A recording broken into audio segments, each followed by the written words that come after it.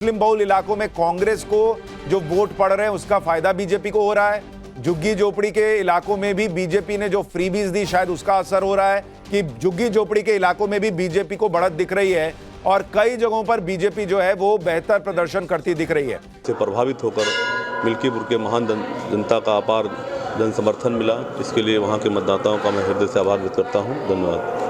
सबसे पहले मिल्कीपुर में क्या करेंगे आप अगर विधायक होते हैं? मिल्कीपुर के विकास में हम लोग कोई कोर कसर नहीं छोड़ेंगे और वहाँ के जो सरकार द्वारा जन कल्याणकारी योजनाएं चलाई जा रही हैं, समाज में खड़े अंतिम पायदान पर खड़े व्यक्ति तक हर सुविधा पहुँचाने का काम किया जाएगा और वहाँ के विकास में कोई कोर कसर हम लोग नहीं छोड़ेंगे। धन्यवाद। अच्छा, कैसा लग रहा है? योगी जी ने आपको प्रत्याशी बनाया, आप विधायक बनने वाले, कैसे देख रहे हैं? अभी बताएं, अभी बता रहा हूँ। ये मिल्कीपुर से बीजेपी के प्रत्याशी चंद्रभान पासवान को आप सुन रहे थे, जो कि आगे चल रहे हैं। वो कह रहे हैं कि भैया हमने बहुत काम किया और काम आगे लोगों तक पहुंचाएंगे, इसलिए वोट पड़ रहा है। वीरेंद्र सचदेवा अब हनुमान मंदिर जा रहे हैं, तो ये 26-43 का मामला बना रहे। आप देखिए अभी 70 की 70 सीटों के रुझान आ चुके हैं दिल्ली में। 70 की 70 सीटों के रुझान के बाद इस वक्त तस्वीर है कि आम आदमी पार्टी 26 और बीजेपी गठबंधन 43। सुनिए।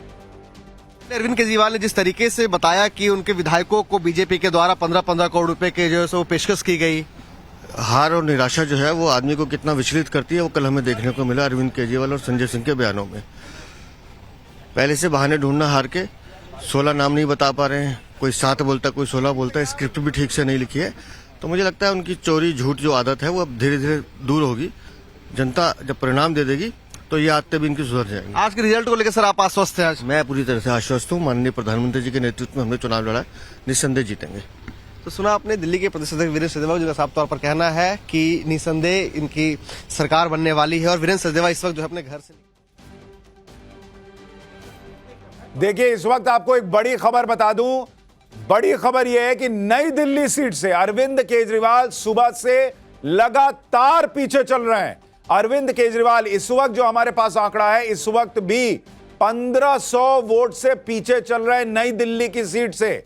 और यह बहुत बड़ी खबर है कि आम आदमी पार्टी 26 सीटों पर दिख रही है, बीजेपी गठबंधन 43 सीटों पर दिख रहा है और अरविंद केजरीवाल नई दिल्ली सीट से सुबह से एक बार भी आगे नहीं हो पा रहे हैं, वो लगातार पीछे चल रहे हैं। तो ये पहले ही कहा जा रहा था कि नई दिल्ली की सीट जो है वो अरविंद केजरीवाल के लिए मुश्किल साबित होगी और इस वक्त वही तस्वीर बनती भी दिख रही है। नवभारत पर दिल्ली के दिग्गजों के जो अपडेट है आप देख रहे हैं। केजरीवाल पीछे, मनीष सिसोदिया पीछे चल रहे हैं, आतिशी पीछे, सत्येंद्र जैन पीछे, यानी जितने बड़े चेहरे आम आदमी पार्टी के सब पीछे चल रहे हैं। कांग्रेस से अलका लांबा और रागिनी नायक पीछे चल रहे हैं। संदीप दीक्षित जो नई दिल्ली से कांग्रेस के प्रत्याशी हैं वो पीछे। अमानतुल्लाह खान ओखला से पीछे चल रहे हैं। हालांकि वहां पर यह कहा जा रहा था कि ओखला में अमानतुल्लाह खान को टक्कर मिल सकती है कांग्रेस और एआईएमआईएम से, लेकिन इस वक्त वहां यह दिख रहा है कि बीजेपी का कैंडिडेट ओखला में आगे चल रहा है और मुस्लिम बहुल जो सीटें हैं ऐसी 5 सीटों पर बीजेपी आगे चल रही है। यह भी अपने आप में बड़ी बात दिख रही है। जो रिजर्व सीटें हैं उनमें से भी कई पर बीजेपी आगे चल रही है, यानी बीजेपी जो गेन कर रही है वो कई जगहों पर कर रही है। ये सीधे सीधे इस वक्त नजर आ रहा है।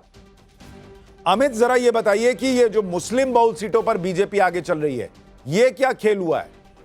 देखिए सुशांत, मुझे लगता है कि बीजेपी ने, पहले भी बात हुई थी कि बहुत मेहनत इस बार की है, लेकिन उसकी नजर जो है बीजेपी की इस बात पर जरूर टिकी थी कि उनके नतीजे कहीं ना कहीं कांग्रेस के वोट परसेंट पर थी और इसीलिए मुझे लग रहा है जो कुछ जगहों पे आप देखिएगा जो अभी जो शुरुआती लग रहा है, जैसे थोड़ी देर पहले आपने भी कहा कि करीब 12-14% कांग्रेस का हो सकता है, हालांकि शुरुआती है, लेकिन मुझे लगता है कि बहुत बड़ा कंट्रीब्यूशन आप देखेंगे कि अगर बीजेपी बहुमत की तरफ जाती है तो उसमें एक बड़ा रोल होगा कि कांग्रेस ने अच्छा फाइट किया है, मतलब उनको वोट परसेंट मिला और उसकी वजह ये नहीं कि कांग्रेस के नेताओं ने मेहनत की, उसका नतीजा ये है कि जो उनका पुराना वोट बैंक था उनको लगने लगा कि अब वक्त आ गया है कि अब केजरीवाल से हटके वापस उनके पास आ जाए, कि एक नाराजगी जो थी एंटी इनकम्बेंसी थी। तो मुझे लगता है बड़ी वजह होगी कि कांग्रेस का वोट परसेंट गेन करना और इसीलिए आप देखिए मुस्लिम बहुल इलाके जैसे में अगर बीजेपी आगे बढ़ रही है तो निश्चित तौर पर वहां पर कांग्रेस ने एक बड़ा खेल किया है और उसी की वजह से वो आगे बढ़ती दिख रही है। खास करके अभी बात करते करते बीजेपी 42, आम आदमी पार्टी 27, कांग्रेस 1, 70 सीटों के रुझान आपके सामने आ चुके हैं। आम आदमी पार्टी से नव्यान शर्मा जुड़ गए हैं, सतीश लखेरा बीजेपी से, विजय राठी सपा से। नव्यान भाई, लगातार सुबह से नई दिल्ली सीट पर अरविंद केजरीवाल पीछे चल रहे हैं।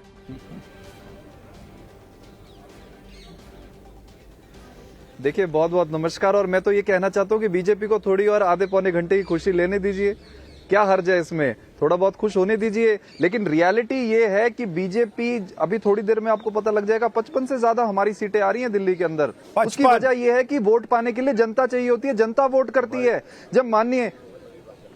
जब माननीय प्रधानमंत्री जी की रैली में कुर्सियां खाली होती थी तब भी तो रुझान दे दिया था जनता ने रुझान तब भी दे दिया था जब बीजेपी के प्रत्याशी वोट मांगने जाते थे, ऊपर से फूलों की जगह कचरा फेंका जाता था कि 15 साल तुमने बेड़ा गर्क कर दिया एमसीडी का। तब भी तो रुझान आ गया था दिल्ली का रुझान तब भी आ गया था जब अरविंद केजरीवाल जी को लगातार प्रताड़ना दी गई। ये अभी आपसे मुझसे पहले एक प्रवक्ता बोल रहे थे कि बीजेपी ने बहुत मेहनत करी है। मैं तो ये कहना चाहता हूं, मेहनत सिर्फ बीजेपी ने नहीं करी, मेहनत प्रशासन ने भी बहुत करी है, मेहनत इलेक्शन कमीशन ने भी बहुत करी है, मेहनत बीजेपी के गुंडों ने भी बहुत करी है, मेहनत बीजेपी की सारी नहीं, लेकिन नव्यान भाई, अगर बीजेपी के गुंडों ने मेहनत की, इलेक्शन कमीशन ने मेहनत की, तो आपको क्यों उम्मीद है कि अगले 1 घंटे में आप 55 पे पहुंच जाएंगे और बीजेपी नीचे आ जाएगी? फिर तो हो सकता है बीजेपी की सरकार बनेगी। क्या ईवीएम का शोर मचाओगे क्या? ये भी बता दो भाई। क्योंकि ये लड़ाई राजनीतिक नहीं है सर, ये लड़ाई लोगों की जीविका से जुड़ी है। लोग बीजेपी के प्रपंच और प्रोपेगेंडा में अपनी जीविका नहीं छोड़ेंगे, वो महिलाएं बस सर्विस लेकिन नहीं नव्यान भाई, छोड़ेंगी। इससे एक चीज तो क्लियर हो जाती है ना कि भाई ईवीएम में कोई गड़बड़ी नहीं है और प्रशासन चाह के भी गड़बड़ी नहीं कर सकता, क्योंकि अगर सबने गड़बड़ी की तो फिर आप जीतेंगे नहीं, और अगर आप जीत रहे हैं तो इसका मतलब गड़बड़ी हो नहीं सकती। देखिए, हमें तो सिर्फ परमात्मा पे, भगवान पे विश्वास है और जनता पे विश्वास है। हमने जनता के लिए काम किया है, बीजेपी ने अपने लिए काम किया है। जनता के लिए जो काम कर रहा है वो जीतेगा, जो स्वार्थ की राज नहीं कर रहा वो जीतेगा। हमने तो जनता के लिए काम किया है, हमने बिजली मुफ्त करी, जनता के लिए करी, पानी मुफ्त किया, जनता के लिए किया, बस सर्विस मुफ्त करी, जनता के लिए करी। तो ठीक है, देखिए एक चीज जो अभी दिख रही है कि जहां जहां जो आम आदमी पार्टी का गढ़ माना जाता था, जैसे झुग्गी झोपड़ी का इलाका आम आदमी पार्टी का गढ़ माना जाता था, वहां भी बीजेपी इस बार आम आदमी पार्टी पर 5 सीटों पर आगे चल रही है। तो ये ऐसा दिख रहा है कि मुस्लिम बहुल इलाकों में कांग्रेस को जो वोट पड़ रहे हैं उसका फायदा बीजेपी को हो रहा है। झुग्गी झोपड़ी के इलाकों में भी बीजेपी ने जो फ्रीबीज दी शायद उसका असर हो रहा है कि झुग्गी झोपड़ी के इलाकों में भी बीजेपी को बढ़त दिख रही है और कई जगहों पर बीजेपी जो है वो बेहतर प्रदर्शन करती दिख रही है। जी अवधेश जी।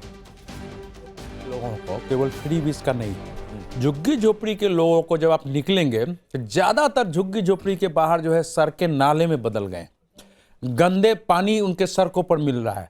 झुग्गी झोपड़ी के लोगों को पानी खरीद कर पीना पड़ रहा है। आप जाएंगे तो गाली देते हो, 700 रुपया महीना का तो हम पानी मंगाते हैं, कोई कह रहा है हमको 1200 रुपया पानी का लगता है। ये क्या कर दिया है? तो जो कोलैप्स है ना पूरा सड़कें का, नालियों का, पानी की व्यवस्था जो है, ये सारे के कारण वहां गुस्सा। सतीश लखेरा जी, हालांकि अभी भी आम आदमी पार्टी को उम्मीद है कि अभी 1 घंटा बचा है और 1 घंटे में ये आंकड़े पलट जाएंगे, आम आदमी पार्टी 55 पे होगी और आप लोग नीचे आ जाएंगे। लेकिन फिलहाल आपको बढ़त है, और अगर ये बढ़त है तो इसकी सबसे बड़ी वजह आप क्या मानते हैं?